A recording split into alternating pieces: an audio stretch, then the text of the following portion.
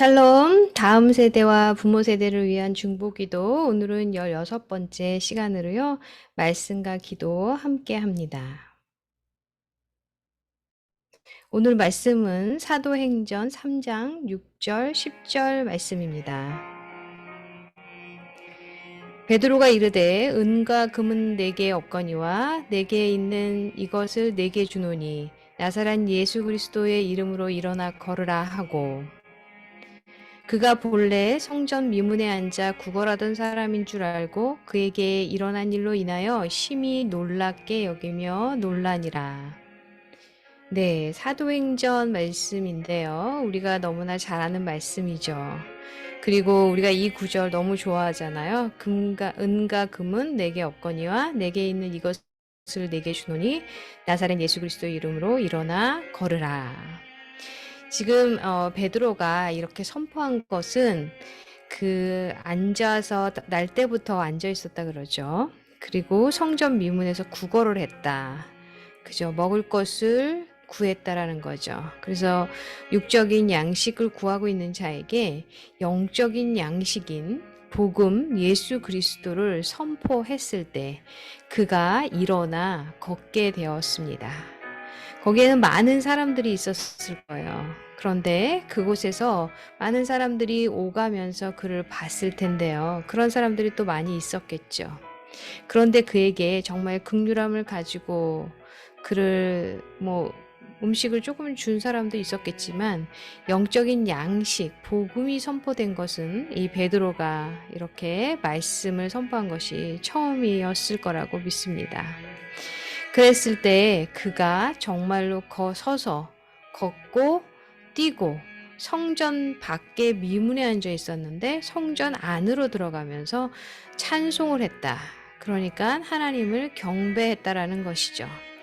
그는 성전 밖에, 그죠? 아웃사이드에 있던 사람이 이제 인사이드, 성전 안에 들어와서 하나님을 찬송하고 경배하는 자가 되었다라는 것이죠.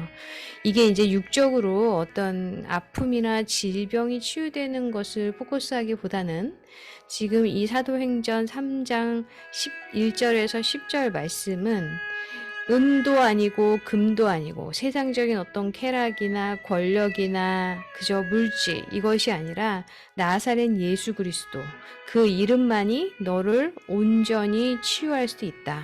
육적인 치유를 했지만 그 육적인 치유를 통해서 그는 영적으로 회복되는, 정말 하나님의 그 자녀가 되는 그 권세를 갖는 것을 직접 경험한 그런 자가 되었다라는 거죠.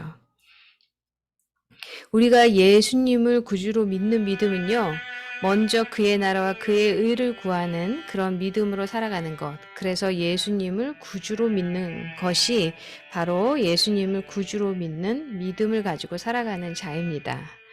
그러면 누구나 선교사나 어떤 목사님이나 어떤 사역자가 되어야 되느냐? 그것은 아니죠.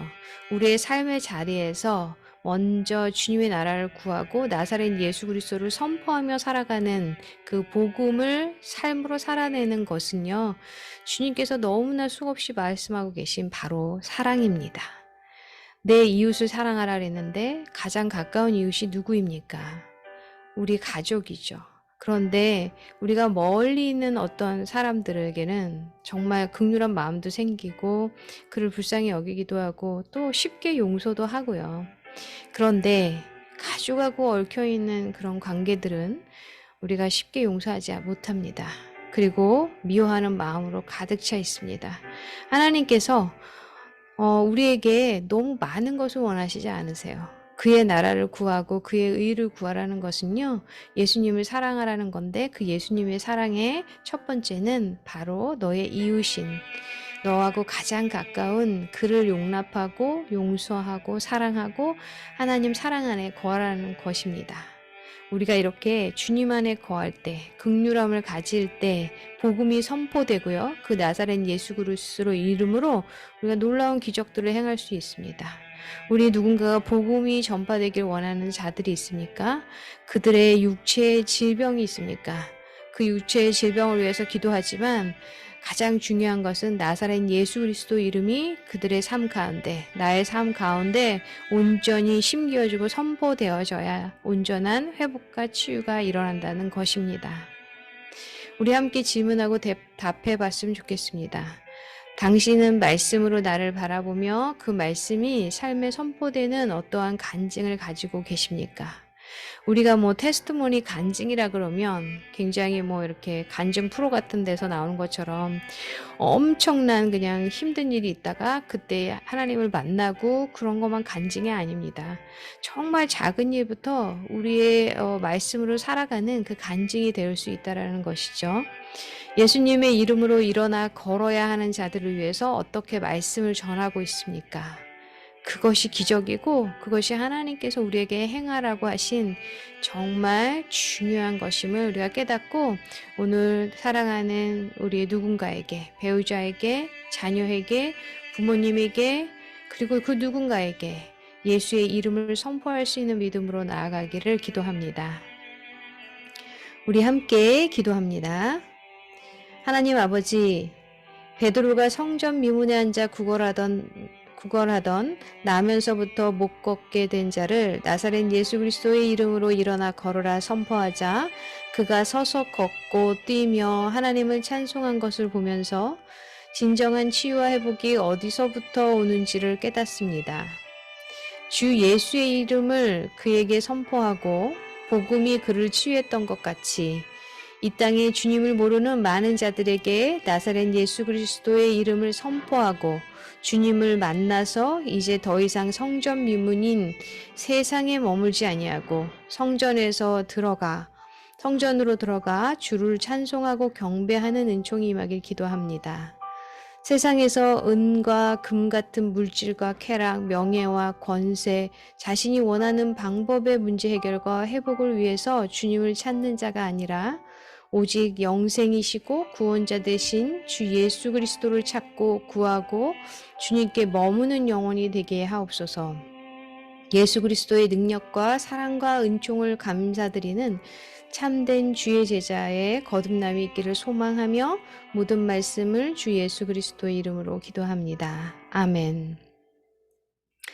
오늘 우리 사도행전 3장 1절에서 10절 말씀 한번 쭉 읽어보시고요.